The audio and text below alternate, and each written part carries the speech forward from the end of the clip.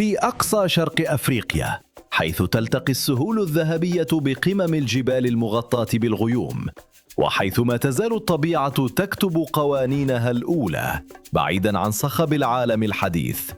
تمتد أرض استطاعت أن تصبح رمزاً للقارة بأكملها، بلد قد لا يكون الأكبر مساحة ولا الأغنى موارد، لكنه يحمل صورة راسخة في خيال الملايين حول العالم.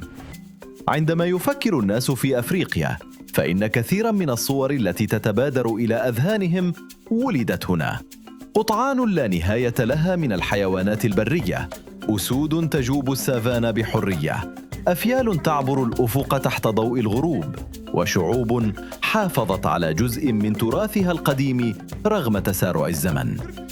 لكن كينيا ليست مجرد محمية طبيعية هائلة كما يتخيل البعض، إنها قصة أرض تقع على أحد أكثر المواقع الجغرافية تنوعاً في القارة الأفريقية، قصة بلد يجمع بين الجبال والبحيرات والغابات والسواحل والصحارى والسهول الشاسعة في مساحة واحدة، وقصة أمة تحاول أن توازن بين إرثها التقليدي وطموحاتها الحديثة. تقع كينيا على الساحل الشرقي لأفريقيا، مطلة على مياه المحيط الهندي الدافئة، وتجاور كلا من أوغندا وتنزانيا وإثيوبيا والصومال وجنوب السودان. هذا الموقع جعلها عبر قرون طويلة نقطة التقاء بين أفريقيا الداخلية والعالم الخارجي. هنا مرت القوافل التجارية القديمة، وهنا رست السفن القادمة من الجزيرة العربية والهند وبلاد فارس، وهنا تشكلت واحدة من أكثر الهويات الثقافية تنوعاً في شرق أفريقيا. لكن لفهم كينيا حقاً، علينا أولاً أن ننظر إلى الطبيعة التي صنعت شخصيتها. فالطبيعة هنا ليست مجرد خلفية للمشهد، بل هي البطل الحقيقي للقصة. من المرتفعات الباردة في الداخل إلى السهول الواسعة التي تمتد حتى الأفق، ومن الغابات الاستوائية الكثيفة إلى السواحل الاستوائية المطلة على المحيط، تبدو كينيا وكأنها قارة صغيرة داخل دولة واحدة. وربما لهذا السبب بالتحديد أصبحت واحدة من أكثر الوجهات الطبيعية شهرة على سطح الأرض. فهنا توجد بعض أعظم مشاهد الحياة البرية التي عرفها الإنسان، وهنا تتكرر منذ آلاف السنين واحدة من أضخم الهجرات الحيوانية على كوكبنا. حدث طبيعي هائل جعل اسم كينيا معروفاً حتى لدى أولئك الذين لم يزوروا أفريقيا قط.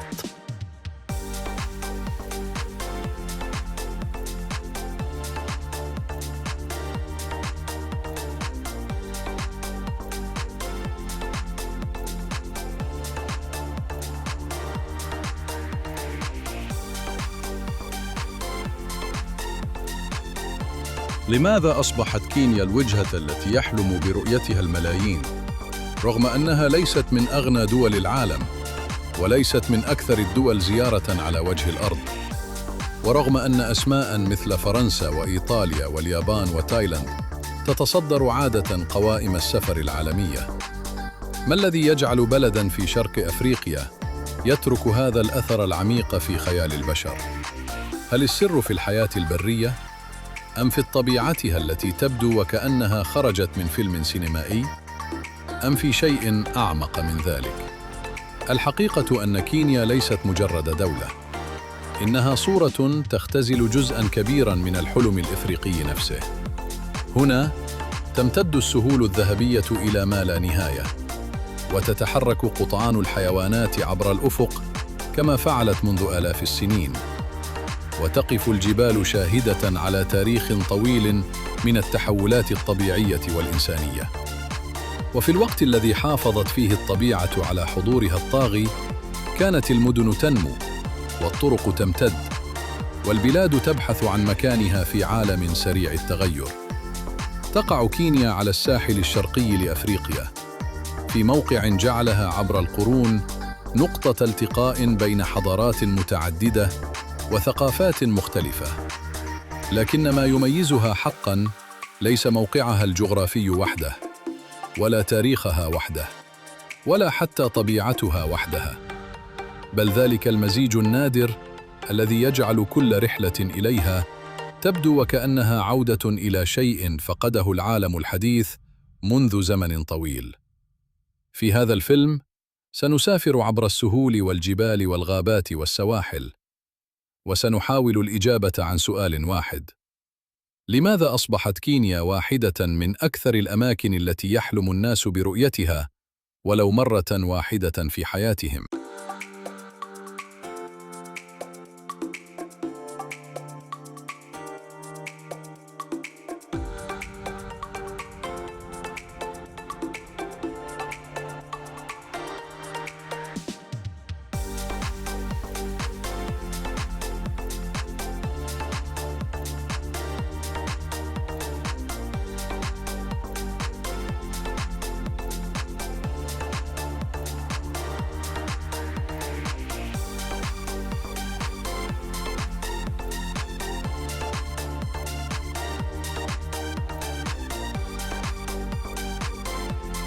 الأرض التي ما زالت تنتمي إلى طبيعتها. إذا كانت هناك صورة واحدة ارتبطت بكينيا في أذهان الناس حول العالم، فهي صورة السافانا، ذلك المكان المفتوح الذي لا تبدو له حدود. سهول ذهبية تمتد إلى الأفق، أشجار أكاسيا متفرقة تقف وحيدة تحت سماء شاسعة، وصمت لا يقطعه سوى صوت الرياح أو هدير الحيوانات البعيد. في كثير من مناطق العالم تراجعت الطبيعة أمام المدن والطرق والمصانع، أما هنا فلا يزال الإنسان مجرد زائر في أرض تحكمها قوانين أقدم بكثير من الحضارة الحديثة. لهذا السبب أصبحت كينيا واحدة من أشهر الوجهات الطبيعية على سطح الأرض، فهي تمنح الزائر فرصة نادرة لرؤية العالم كما كان في زمن بعيد. عالم تتحرك فيه الحيوانات بحرية عبر مساحات هائلة، وعالم لا تزال فيه دورة الحياة مستمرة بالوتيرة نفسها التي عرفتها الطبيعة منذ آلاف السنين. لكن أكثر ما جعل اسم كينيا معروفاً عالمياً هو ذلك الحدث الطبيعي المذهل الذي يتكرر كل عام: الهجرة الكبرى. مئات الآلاف من الحيوانات البرية تبدأ رحلتها عبر السهول بحثاً عن الماء والمراعي. قطعان ضخمة تتحرك في مشهد يبدو أقرب إلى فيلم ملحمي منه إلى الواقع.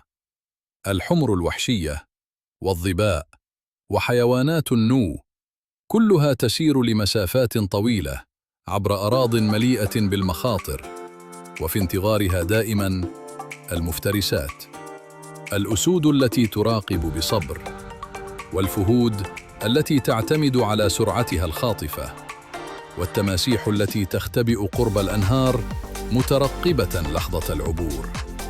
إنها ليست مجرد رحلة بحث عن الغذاء، بل واحدة من أعظم قصص البقاء في العالم الطبيعي. ولهذا يأتي المصورون وصناع الأفلام وعشاق الطبيعة من مختلف القارات لمشاهدتها. ففي أماكن قليلة على الأرض ما زال بالإمكان رؤية هذا الحجم الهائل من الحياة البرية مجتمعة في مشهد واحد.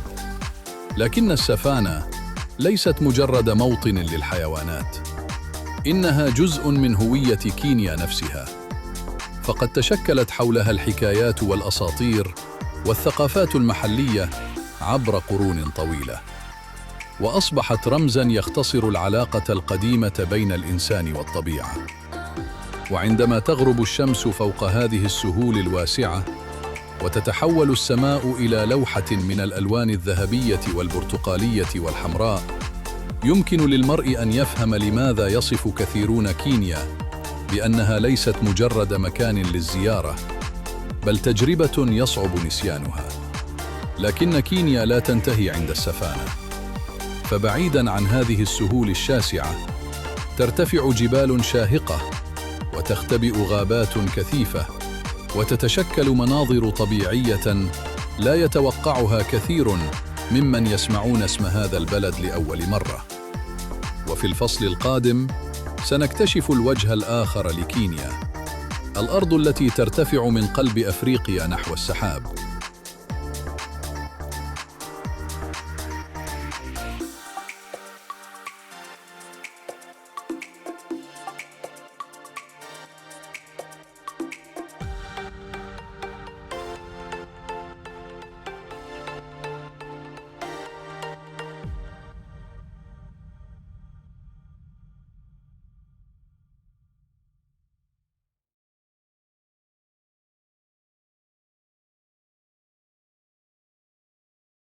عندما يسمع معظم الناس اسم كينيا، فإنهم يتخيلون السهول الواسعة والحياة البرية. لكن بعيداً عن تلك المشاهد الشهيرة، تكشف البلاد عن وجه مختلف تماماً، وجهاً صنعته الجبال والمرتفعات والانكسارات الجيولوجية التي أعادت تشكيل هذه الأرض عبر ملايين السنين.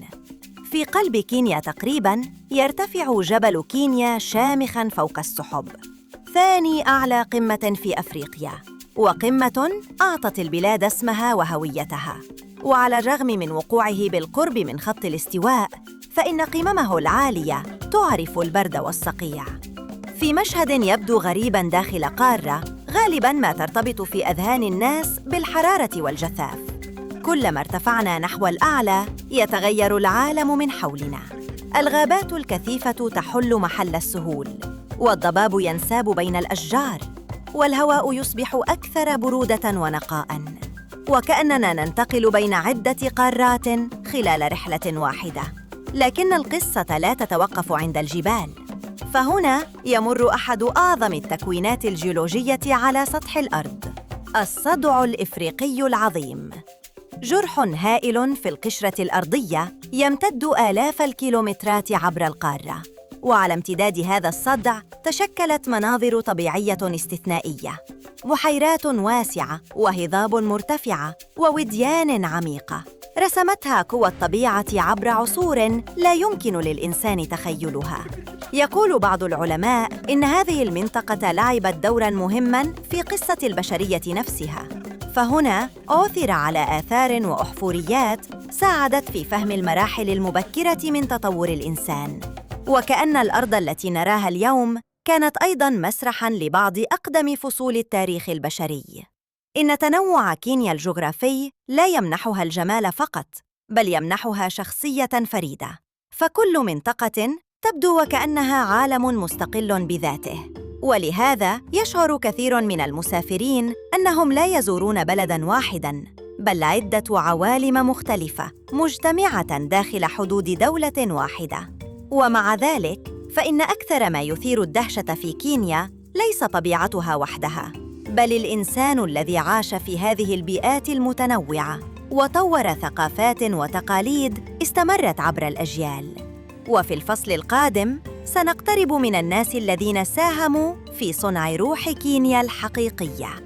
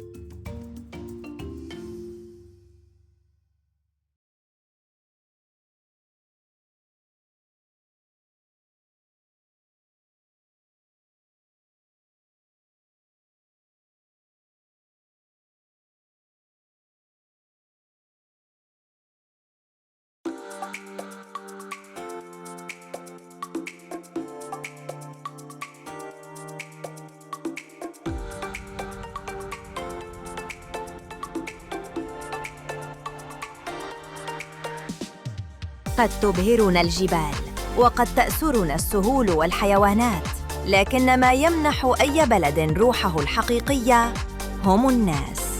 وكينيا واحدة من أكثر دول أفريقيا تنوعاً من الناحية الثقافية، فداخل حدودها تعيش عشرات المجموعات العرقية واللغات والتقاليد المختلفة، لكل منها قصتها الخاصة، ومع ذلك فقد تشكلت بينها هوية وطنية تجمعها تحت اسم واحد. ومن بين أكثر الصور ارتباطاً بكينيا في المخيلة العالمية شعب الماساي، بملابسهم التقليدية الملونة وقفزاتهم الشهيرة وحضورهم القوي في السهول المفتوحة. لكن ثقافة كينيا أوسع بكثير من صورة واحدة أو قبيلة واحدة، إنها مزيج من التأثيرات الأفريقية والعربية والآسيوية والأوروبية، مزيج تشكل عبر قرون من التجارة والهجرة والتبادل الثقافي. على الساحل الشرقي مثلاً تحمل المدن القديمة آثار قرون طويلة من التواصل مع العالم عبر المحيط الهندي، أما في الداخل فتحافظ القرى والبلدات على كثير من التقاليد المحلية التي انتقلت من جيل إلى آخر. وهنا يكمن أحد أسرار جاذبية كينيا، فهي ليست متحفاً للماضي وليست مدينة حديثة بالكامل، بل توازن مستمر بين الجذور والتغيير، بين ما كان وما يمكن أن يكون. ولهذا يشعر الزائر أحياناً أنه يسافر بين أزمنة مختلفة في الرحلة نفسها. لكن كينيا اليوم لا تنظر إلى الماضي فقط، فهناك قصة أخرى تكتب في مدنها الحديثة، قصة بلد يسعى إلى بناء مستقبله في عالم سريع التغير. وفي الفصل القادم سننتقل من السهول والقرى إلى قلب كينيا الحديث.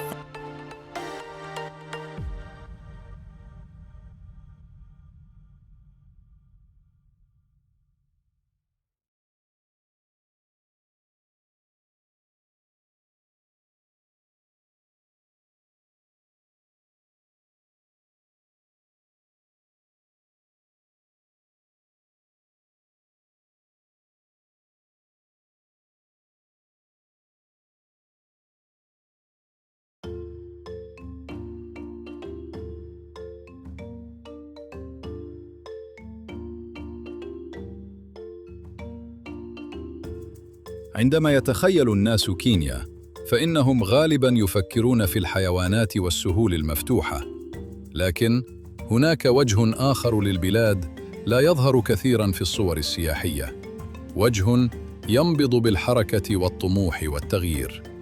في قلب هذا العالم تقف نيروبي، مدينة نشأت قبل أكثر من قرن بقليل حول محطة صغيرة للسكك الحديدية، ثم تحولت تدريجياً إلى واحدة من أهم مدن شرق أفريقيا. هنا ترتفع الأبراج الحديثة وتزدحم الشوارع بالحياة، وتتحرك الأعمال والتجارة بوتيرة متسارعة. في نيروبي تلتقي أفريقيا التقليدية بأفريقيا الجديدة، حيث تعمل الشركات الناشئة جنباً إلى جنب مع الأسواق الشعبية القديمة، وحيث يحاول جيل جديد رسم صورة مختلفة للقارة. خلال العقود الأخيرة شهدت كينيا تطوراً ملحوظاً في البنية التحتية والاتصالات والخدمات الرقمية، وأصبحت نموذجاً يشار إليه كثيراً عند الحديث عن الابتكار في أفريقيا. لكن التحديات ما زالت موجودة، فمثل كثير من الدول النامية تسعى كينيا إلى تحقيق التوازن بين النمو الاقتصادي وتحسين الظروف المعيشية لملايين المواطنين. ورغم ذلك، فإن الطاقة التي يشعر بها الزائر داخل المدن الكينية تعكس شيئاً مهماً. تعكس بلداً لا يكتفي بالاعتماد على شهرته الطبيعية، بل يسعى أيضاً إلى بناء مستقبله الخاص. ومع كل هذا التغيير، يبقى البحر شاهداً على فصل آخر من قصة كينيا، فصل بدأ قبل قرون طويلة على ضفاف المحيط الهندي.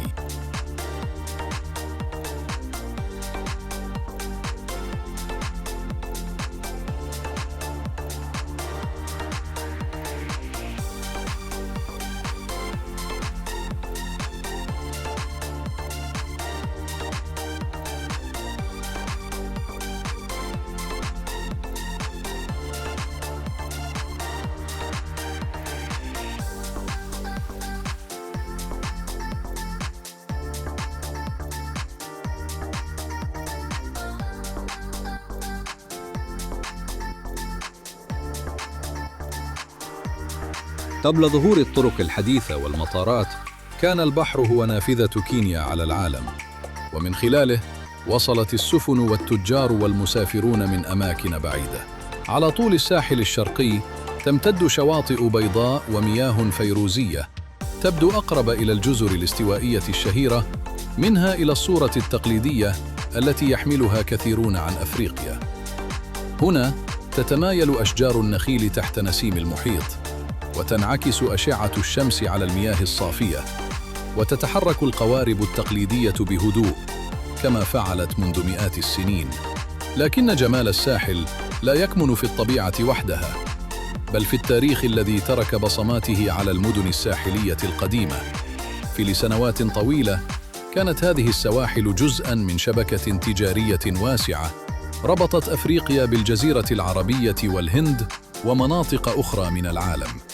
ومع مرور الزمن تشكلت ثقافة ساحلية مميزة، ثقافة تحمل آثار تلك الرحلات القديمة والتبادلات الإنسانية التي عبرت المحيط جيئة وذهاباً. واليوم يشكل الساحل الكيني وجهاً مختلفاً تماماً عن السفانة والجبال، وجه يضيف بعداً جديداً لصورة بلد يصعب اختزاله في مشهد واحد. ففي الصباح يمكن أن تكون بين قطعان الحيوانات البرية، وفي المساء أمام أمواج المحيط، وفي كلا المكانين تشعر أنك أمام عالمين مختلفين يجمعهما وطن واحد. وهنا يبدأ الجواب الحقيقي عن السؤال الذي طرحناه في بداية الرحلة: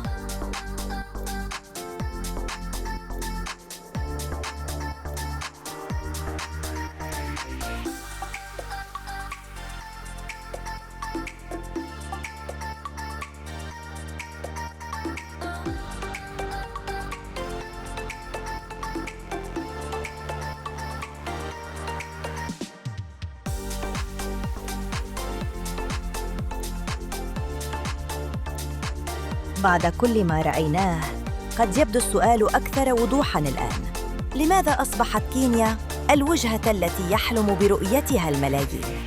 الجواب: ليس لأنها الأغنى، ولا لأنها الأكثر تطوراً، ولا لأنها تستقبل أكبر عدد من السياح في العالم، بل لأنها تقدم شيئاً أصبح نادراً في عصرنا الحديث: تجربة الشعور بعظمة الطبيعة. في كينيا ما زالت السهول تبدو بلا نهاية، وما زالت الحيوانات تتحرك بحرية عبر مساحات شاسعة، وما زالت الجبال والغابات والبحيرات تحتفظ بجزء من سحرها الأول. لكن الطبيعة وحدها ليست كل القصة، فهناك أيضاً البشر، الثقافات المتنوعة، والمدن المتنامية، والتاريخ الذي عبر هذه الأرض وترك آثاره في كل اتجاه. كينيا ليست بلداً مثالياً، ولا تدعي أنها كذلك، لكنها تملك شيئاً يصعب وصفه بالأرقام والإحصاءات. تملك القدرة على جعل الزائر يشعر بأنه أقرب إلى العالم كما كان قبل أن تغيره الحداثة. وربما لهذا السبب بالذات لا يزور الناس كينيا بحثاً عن المعالم فقط، بل بحثاً عن الإحساس، إحساس الوقوف أمام طبيعة ما زالت أكبر من الإنسان، وأمام أفق يبدو بلا حدود، وأمام أرض تذكرنا بأن هذا الكوكب ما زال يحتفظ بأماكن قادرة على إبهارنا. وهكذا تنتهي رحلتنا في كينيا. لكن السؤال الذي بدأنا به الفيلم قد يكون حصل أخيراً على جوابه.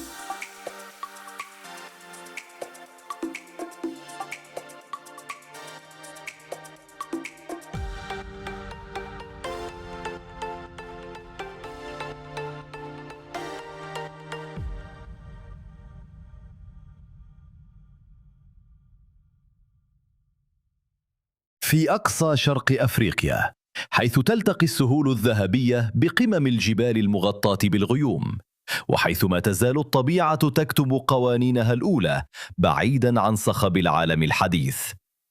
تمتد أرض استطاعت أن تصبح رمزاً للقارة بأكملها، بلد قد لا يكون الأكبر مساحة ولا الأغنى موارد، لكنه يحمل صورة راسخة في خيال الملايين حول العالم. عندما يفكر الناس في أفريقيا، فإن كثيراً من الصور التي تتبادر إلى أذهانهم ولدت هنا. قطعان لا نهاية لها من الحيوانات البرية، أسود تجوب السفان بحرية، أفيال تعبر الأفق تحت ضوء الغروب، وشعوب حافظت على جزء من تراثها القديم رغم تسارع الزمن. لكن كينيا ليست مجرد محمية طبيعية هائلة كما يتخيل البعض، إنها قصة أرض تقع على أحد أكثر المواقع الجغرافية تنوعاً في القارة الإفريقية. قصة بلد يجمع بين الجبال والبحيرات والغابات والسواحل والصحارى والسهول الشاسعة في مساحة واحدة، وقصة أمة تحاول أن توازن بين إرثها التقليدي وطموحاتها الحديثة. تقع كينيا على الساحل الشرقي لأفريقيا، مطلة على مياه المحيط الهندي الدافئة، وتجاور كلا من أوغندا وتنزانيا وإثيوبيا والصومال وجنوب السودان. هذا الموقع جعلها عبر قرون طويلة نقطة التقاء بين أفريقيا الداخلية والعالم الخارجي. هنا مرت القوافل التجارية القديمة، وهنا رست السفن القادمة من الجزيرة العربية والهند وبلاد فارس، وهنا تشكلت واحدة من أكثر الهويات الثقافية تنوعاً في شرق أفريقيا.